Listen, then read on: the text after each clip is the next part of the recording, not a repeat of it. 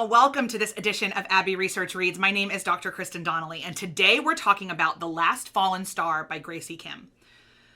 If you are not familiar with the force of nature that Rick Riordan, whatever, the guy who wrote Percy Jackson, if you are not familiar with the incredible power he currently wields in YA fantasy, welcome. Because he has become one of our heroes here at Abbey Research. So this gentleman wrote the very popular Percy Jackson books, which are about teenagers that are demigods, essentially. Their parents are both human and gods, and Percy Jackson is about Greek myths. It was made into a movie that Rick famously doesn't love, a musical that I think he does. And then he went on and he did one more about Greeks. I think he did an Egyptian one as well. But then what he did, this man prints money. Like Percy Jackson prints money. And what he did was create a publishing house to allow people from all over the world to write their own version of Percy Jackson for their culture. I love this so much. I have been slowly working my way through all of them. I learned so much.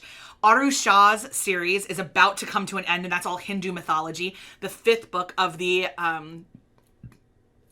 one comes out this year, and I'm waiting with bated breath. And the next one that I jumped into was one about Korean folklore and mythology written by Graci Kim. This one's the start of a series. All the rest of them are coming out. Most of them are about 5 books. They are funny and irreverent and a lot about finding yourself. I mean, these kids are all 10, 11, 12, 13 years old. Vibe of the first couple of Harry Potter books with actual research that went into them. And the added aspect and joy of learning about a culture you know nothing about in a completely non-overwhelming way. I know facts about Hinduism. I certainly can list some of the biggest gods for you, but I had no idea how wild and broad and rich Hindu mythology was, and I felt the same way about Korean within this Last Fallen Star. So the premise follows a adopted Korean American girl and her witch clan family called the Gom. There is the family that she's been adopted into.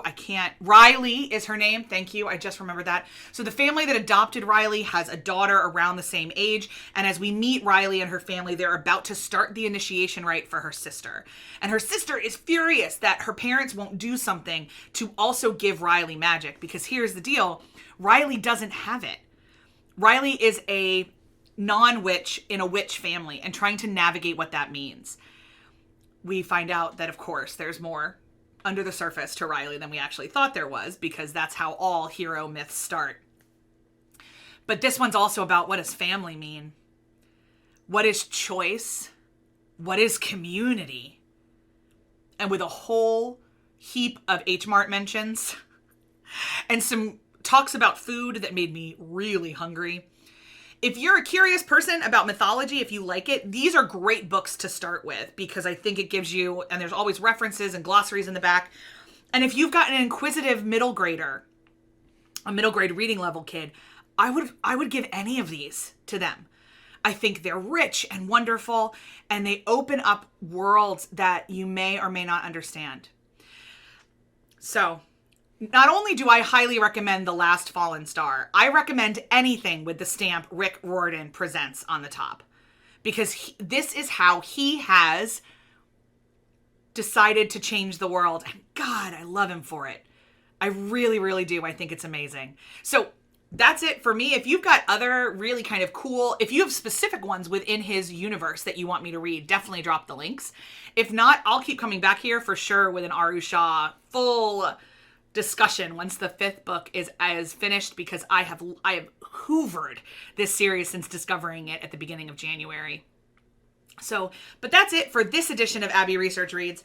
If you liked the discussion, hit thumbs up on the video and subscribe to the channel. If you like the kind of vibe, head on over to the parent channel as well, where we have wider and even deeper conversations about what empathy is and how we can enact it in our daily lives. I'll see you guys next time.